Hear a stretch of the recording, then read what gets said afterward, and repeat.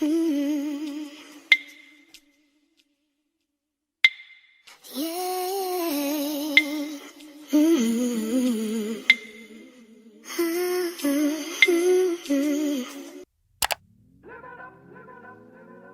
Hey guys, welcome back to my channel. If you've been watching my videos recently, then you know that I've been traveling a lot. And I've loved traveling, but it has completely thrown me off my game. My body definitely noticed the difference, and I was feeling so stiff, so tight. My stomach wasn't feeling well because I hadn't been eating as much at home. And so this is exactly why I needed to do a reset. My body was asking for it. A major factor in me getting back to my routine is going for a run. But I didn't want to just jump into a regular run. I really wanted to take my time on this day and stretch. My body had been feeling stiff. I know I've been flying, and so my back was hurting a little bit. And I really wanted to make sure that I was nice and loose before my run. Stretching is always important, and I have to admit that my warm-up game is not strong. Cool down needs some work too, but if I'm gonna be running and ramping up my runs and running for longer distances, then it's really important to always get in a stretch. For this stretch, I am really trying to take my time, listen to my body, feel where things are tough, feel where things are tight, and just really sink deep into all of my stretches. And spending more time stretching doesn't necessarily mean that it has to be like 20 minutes or anything like that.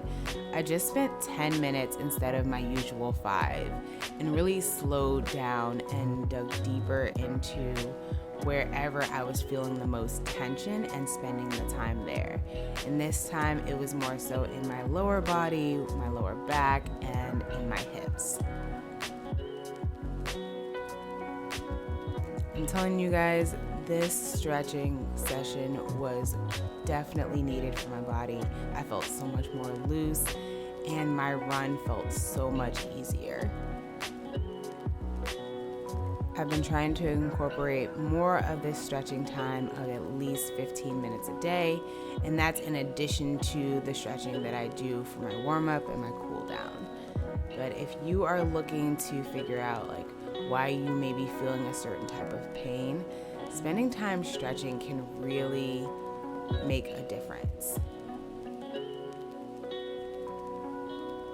Then when it comes time for you to actually get into your workout, you won't feel any tightness, and you will just be ready to go and kill it.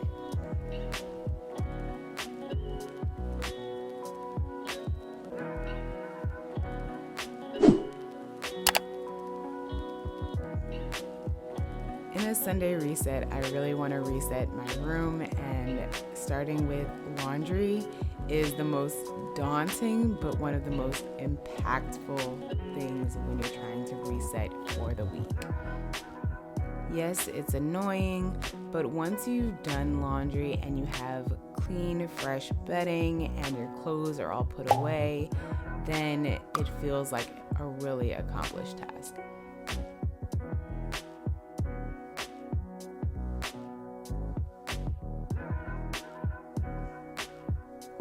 While the laundry's running, I just wanted to do a quick check-in of my budget. I definitely did a lot of shopping while we were in Miami and have no regrets, but I just want to do a check-in just to make sure that my numbers are looking good for the month.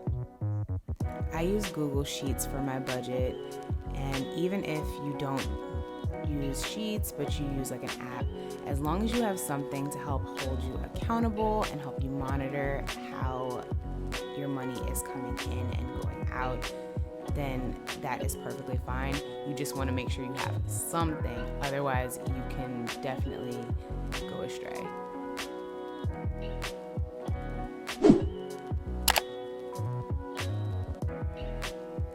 Lately, I've been obsessed with making smoothie bowls.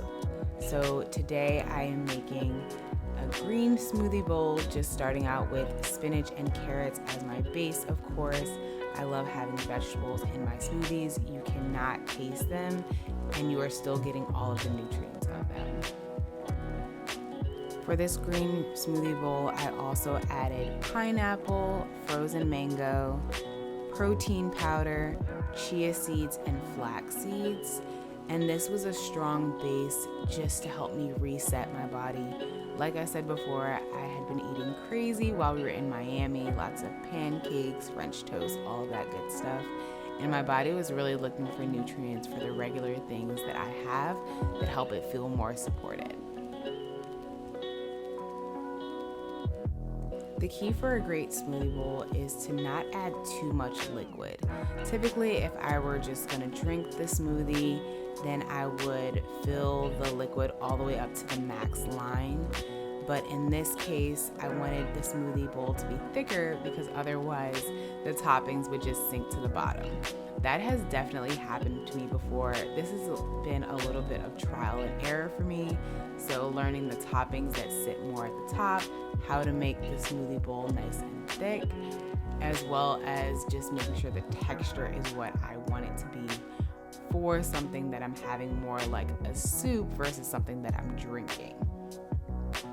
Here I'm adding more fruit to my smoothie bowls. I love topping it off with strawberries, granola, shaved almonds, as well as blueberries. All of that fruit, as well as the granola, has its own natural sweetness to it, so I have no need to add any additional sweeteners. Some prep for the week is that I've been making my own no-bake energy balls. These I've been making for about a month now, and I've tried different types of recipes, and what I found here is that making these on my own have helped me to save a lot of money from buying protein bars, which with inflation have gone up in price tremendously. Like what I used to pay $20 for a 4-pack might be $25 to $30 for the same amount. It's all just inflation. I'll leave a link in the description to this recipe. I have made a couple different versions. This time I was making cinnamon raisin.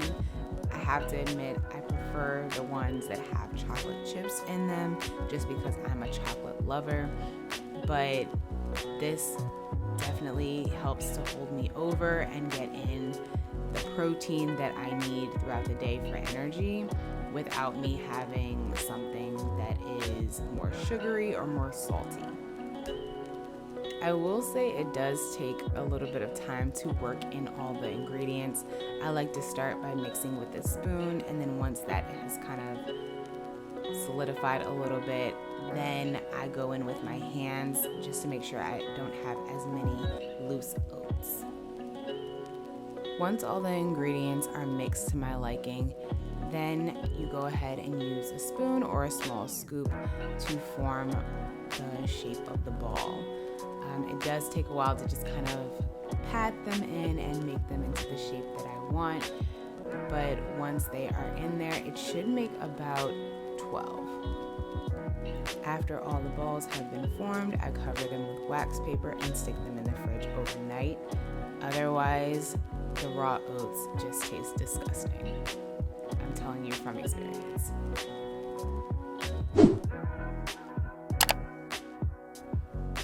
Next, I am working on my weekly planning.